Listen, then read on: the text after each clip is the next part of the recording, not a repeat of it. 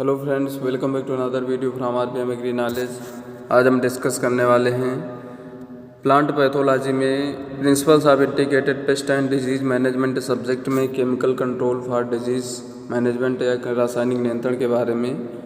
इससे पहले वाले वीडियो लेक्चर में हमने होस्ट प्लांट रेसिस्टेंस पर एक वीडियो और cultural control, physical control, legislative control, biological methods, इन पर वीडियो अपलोड किया हुआ है। तो जो भी व्यूअर्स वीडियो लेक्चर को नहीं देखे हमारे चैनल पर जाकर देख सकते हैं। तो आज है आपका केमिकल कंट्रोल या रासायनिक नियंत्रण। तो रासायनिक नियंत्रण क्या होता है?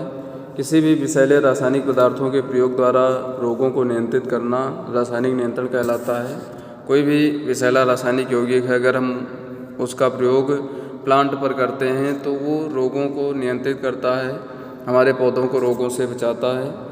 तो इसको हम रासायनिक नियंत्रण या केमिकल कंट्रोल्स के नाम से जानते हैं। अब यहाँ पर जो केमिकल्स यूज़ किए जाते हैं वो कई प्रकार के हो सकते हैं। जैसे कवक को नष्ट करने के लिए अगर आपके प्लांट में फंगस का अटैक होता है तो इसके लिए हम फंगीसाइड का प्रयोग करते हैं। अगर वहाँ पर बैक्टीरिया का अटैक होता है तो इसके लिए हम बैक्टीरियासाइड अटैक वहाँ पर यूज़ करते हैं। अगर वहाँ पर नेमेटोड या सूत्रकृमि का अटैक होता है तो इसके लिए हम नेमेटेसाइड या सूत्रकृमिनाशी का प्रयोग करते हैं। इसके अलावा अगर विषाणु का अटैक होता है तो उसके लिए हम विषाणुनाशी या वायरोसाइड्स का प्रयोग करते हैं। तो इस प्रकार से अलग अलग पैथोजेंस के लिए अलग अलग हम दवाएं यूज करते हैं। तो उसी के हिसाब से उसको हम फंगीसाइड, बैक्टीरियासाइड, नेमेटीसाइड, वायरोसाइड्स अन्य नामों से इसको जानते हैं। तो इसके बाद इसके उद्देश्य केमिकल डिजीज मैनेजमेंट के क्या उद्देश्य होते हैं? जो रासायनिक रोग प्रबंधन के नियंत्रण, तो यहाँ पर इसके दो एम्स होते हैं कि जो हमारी परपोषी सतह है या ऊतक हैं उन पर, और जो रोगजनक होते हैं जिसके द्वारा रोग प्लांट में लगता है, तो इन दोनों के बीच एक विषैला रोध या टॉक्सिक बैरियर उत्पन्न करना, जिसके कारण वहाँ पर पैथोजन का अगर प्लांट पर अटैक हो तो ये प्लांट को ग्रसित न कर पाएँ, प्लांट पर एक ऐसा रोध पाया जाए जिसके कारण ये प्लांट के अंदर पैथोजन्स एंट्री न कर पाएँ और उसके अंदर रोग ना उत्पन्न करें, पैथोजन प्लांट पर पहुंचते ही डेड हो जाएं या नष्ट हो जाएं। तो एक तो ये उद्देश्य होता है। दूसरा क्या उद्देश्य होता है? परपोषी के पर्ण समूह, बीज एवं जड़ों के विशेष स्थल पर या उनके अंदर उपस्थित रोगजनकों का उन्मूलन करना।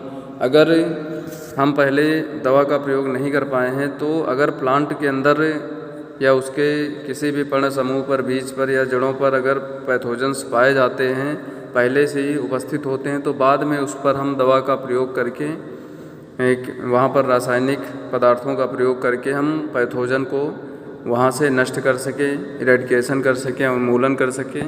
तो इसके दो मुख्य उद्देश्य होते हैं। एक तो हम शुरुआती अवस्था में प्लांट को किस प्रकार से बचा सकें, जब वहाँ पर रोग नहीं लगा हुआ, पैथोजन नहीं आए, तब अगर लग जाता है तो उसके बाद भी हम पैथोजन को प्लांट से इरेडिकेट कर सकें या उन्मूलित कर सकें।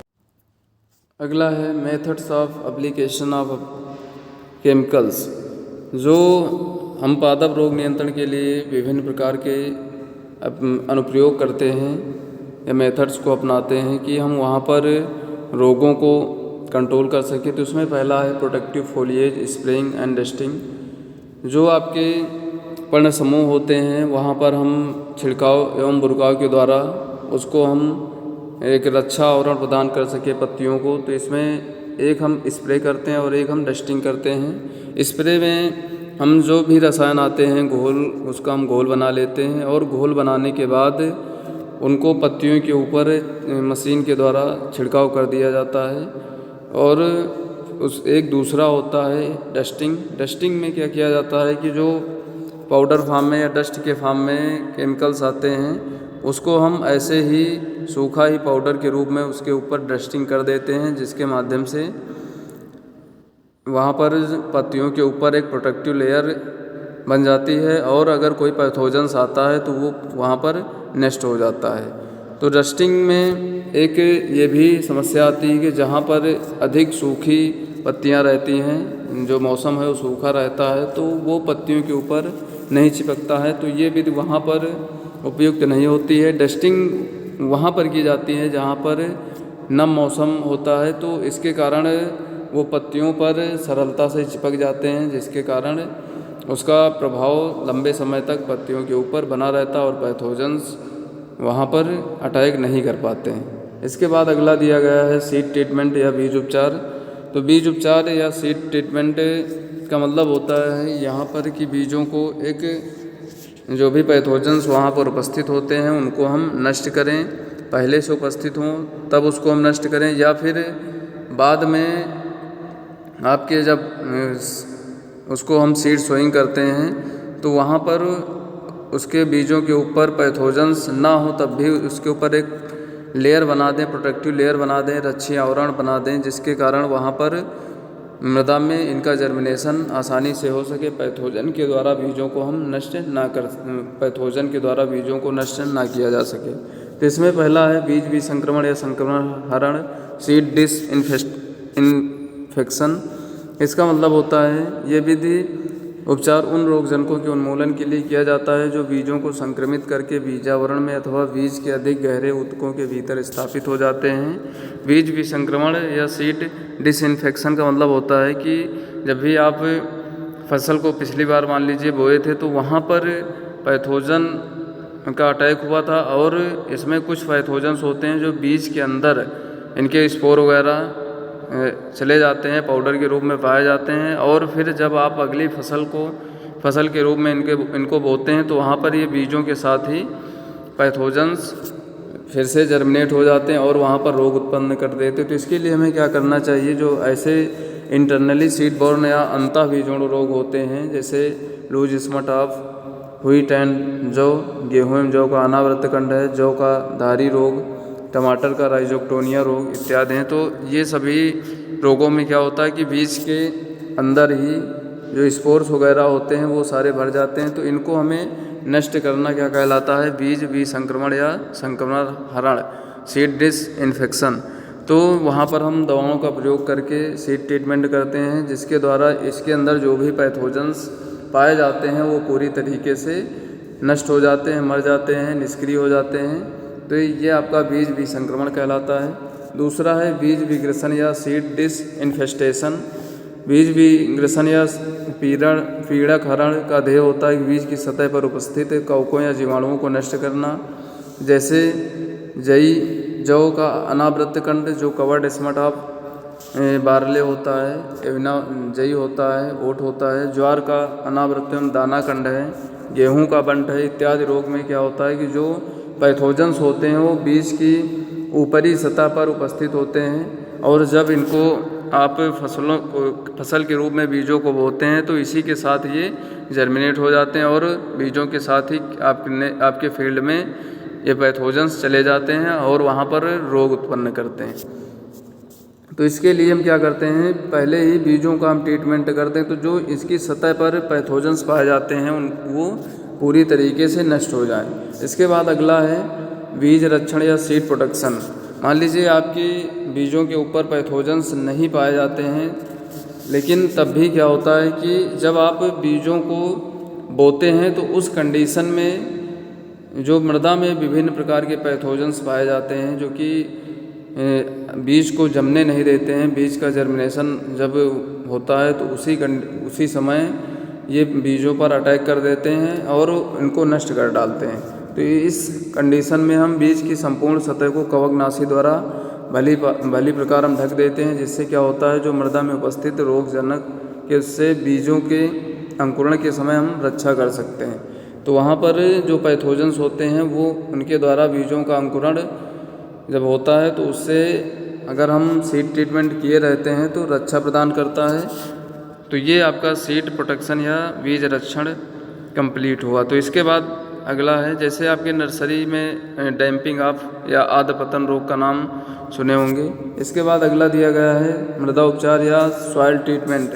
तो जो मृदा है तो उसमें विभिन्न प्रकार के रोगजनक जो मृत कार्बनिक पदार्थों पर सक्रिय अवस्था में या प्रसुप्त अवस्थाओं में जीवित रहते हैं, और इन जो यहाँ पर मृदोण रोगजनक द्वारा अनेक पादप रोग उत्पन्न किए जाते हैं, अर्थात सॉइल बॉर्न डिजीज क्योंकि होते हैं सॉयल बॉर्न पैथोजन होते हैं, उनके द्वारा अनेक प्लांट डिजीज उत्पन्न होते हैं और मृदा में उपस्थित जो मृदा आक्रामक है, मृदा आवासी एवं मृदा अल्प प्रवासी रोगजनकों के निवेश द्रव्य या संरोप घनत्व का रसायनों द्वारा उन्मूलन करके अनेक रोगों को हम नियंत्रित कर सकते हैं। तो मृदा में जो भी विभिन्न प्रकार के मृदा आक्रामक पैथोजन्स हैं, मृदा आवासी जो कि मृदा में हमेशा से आवास करते हैं, जैसे पीथियम है आपका, और मृदा अल्प प्रवासी के रूप में थोड़े समय के लिए मृदा में पाए जाते हैं ऐसे पैथोजन्स। तो इन सब का जो इनाकुलम या निवेश द्रव्य होता है उसके घनत्व को हम रसायनों के द्वारा कम कर सकते हैं या वहाँ पर हम इनको नष्ट कर सकते हैं। तो इसके पहली विधि है घोल अथवा निलंबन से मृदा को गीला करना, drenching of soil with solution और सस्पेंशन।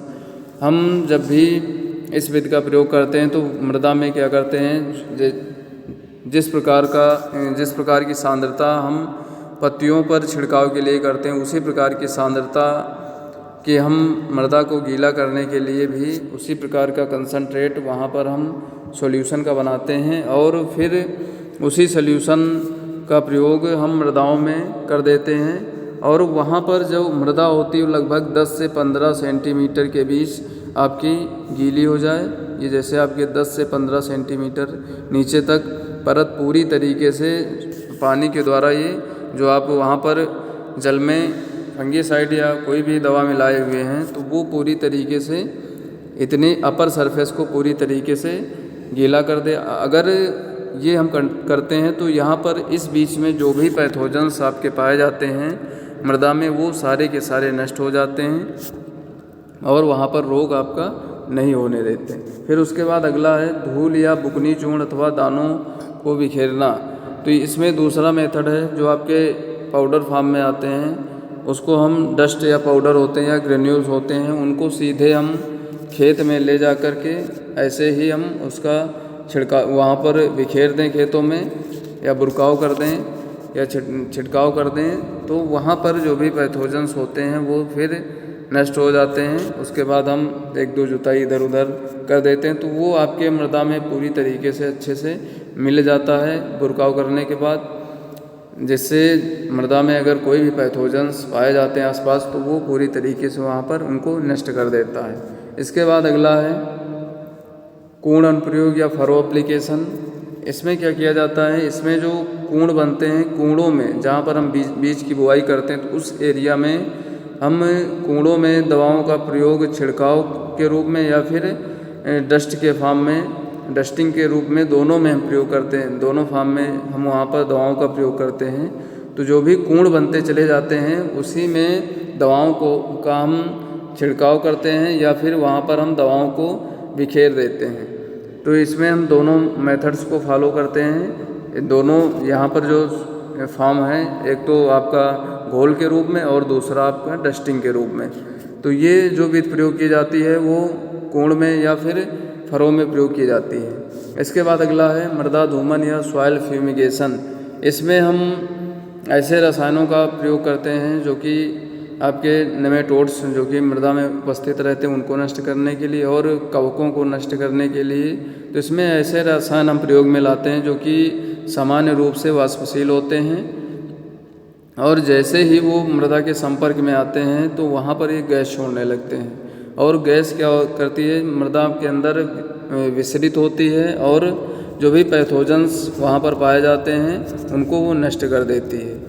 तो यहाँ और जब हम सॉइल का फ्यूमिगेशन करते हैं, दवाओं को डालते हैं, तो उसके बाद हम मृदा को ऊपर से हम कवरिंग कर देते हैं, मल्चिंग कर देते हैं, पॉलीथीन की चादर वगैरह ढक देते हैं, जिसके कारण जो भी गैस आपकी बन रही है वो वायुमंडल में ना विसरित होने पाए, वो नीचे मृदा के अंदर ही पूरी सरफेस को कवर कर ले और वहाँ पर जितने भी पैथोजन्स पाए जाते हैं वो पूरी तरीके से उनको नष्ट कर दे। तो इस प्रकार से हम यहाँ पर सॉइल के फ्यूमिगेशन या मृदा को धूमित कर देते हैं, जिसके कारण वहाँ पर पैथोजन्स नष्ट हो जाते हैं। और ये विधि हम जब भी फसल आपको बोनी होती है तो उसके कई हफ्तों पहले प्रयोग करते हैं। इसके बाद अगला पॉइंट दिया गया है कंद, सलकंद तथा पौधों के अन्य भागों का उपचार, treatment of tuber, bulb and other plant parts.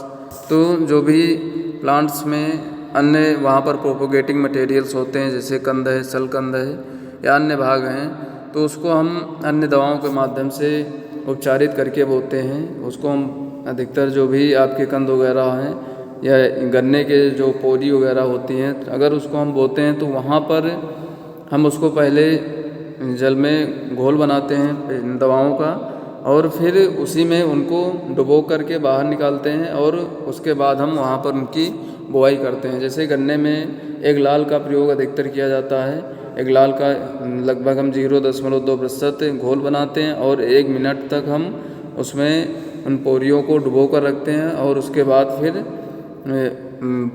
उसको बुआई हम कर देते हैं। इसके अलावा इसमें कुछ अन्य प्रयोग किए जाते हैं, जैसे मर्क्यूरी क्लोराइड है, फॉर्मेल्डिहाइड है, इनका प्रयोग करके किया जाता है। इसके अलावा एरिटान है, टेफोसॉन है, इन सब दवाओं का प्रयोग हम करते हैं। जो अदरक है उसमें हम 0.25% का घोल बनाते हैं और उसमें सेरेसान वाइट का प्रयोग करते हैं। लगभग आधे घंटे उससे उपचारित करते हैं, तो वहाँ पर जो भी पैथोजेंस होते हैं वो नष्ट हो जाते हैं। तो इस प्रकार से हम शलकंद या कंद जो पौधे के अन्य भाग हैं उनको भी अगर हम उपचारित करके बोते हैं तो वहाँ पर भी आपके रोगों के लगने की संभावनाएं कम हो जाती हैं। इसके बाद अगला है फलों एवं सब्जियों के भंडारगत रोगों का प्रबंध, management of post harvest disease of fruits and vegetables. तो अधिकतर जो आपके रोग होते हैं वो फसल की कटाई के बाद, जब आप फल एवं सब्जियों को हार्वेस्ट कर लेते हैं तो उसके बाद भी वहाँ पर रोगों का अटैक होता है, तो उसको भी हम अच्छे से बचा सकें, उनका भी हम मैनेजमेंट कर सकें। तो इसके लिए क्या करते हैं, जो भी फल या सब्जियां होती हैं तोड़ाई के बाद उनके ऊपर हम उन कुछ दवाओं का छिड़काव कर देते हैं, जिससे उनके ऊपर एक प्रोटेक्शन लेयर बन जाती है और वो फल सब्जियां जल्दी से ख़राब नहीं होते हैं। इसमें थायोबेंडाजोल है, बेनोमिल है, बाइफेनिल है, डाइक्लोरान है, नाइट्रोजन ट्राइक्लोराइड है, इन सब का प्रयोग किया जाता है। जैसे आड़ू में आपका राइजोपस जो रॉट डिजीज़ लगता है उसके लिए डाइक्लोरान दवा का प्रयोग करते हैं। इसके अलावा जैसे सिट्रस जो फ्रूट्स हैं उसमें या फिर अन्य जो फल हैं उनके लिए हम बोरेक्स या सोडियम कार्बोनेट या नाइट्रोजन ट्राइक्लोराइड है, तो इन सब या आपका थायोबेंडाजोल है, इन सब का प्रयोग इसके लिए हम करते हैं। इसके अलावा भी आपके कई अन्य जो फल या सब्जियां पाई जाती हैं उसमें भी हम विभिन्न प्रकार के कवकनाशी का प्रयोग करके हम रोगों को रोकते हैं। इसके बाद लास्ट है आपका वृक्ष घावों का उपचार या ट्रीटमेंट ऑफ ट्री वाउंड्स। जब हम किसी भी फल वृक्षों की प्रूनिंग करते हैं तो उस कंडीशन में वहाँ पर प्लांट्स पे घाव बन जाते हैं, या फिर जब भी कभी कभी तेज़ आंधियाँ आती हैं तो जिसके कारण वहाँ पर प्लांट्स की जो शाखाएं हैं वो पूरी तरीके से फट जाती हैं, क्षतिग्रस्त हो जाती हैं, और फिर पैथोजेंस के लिए वो एक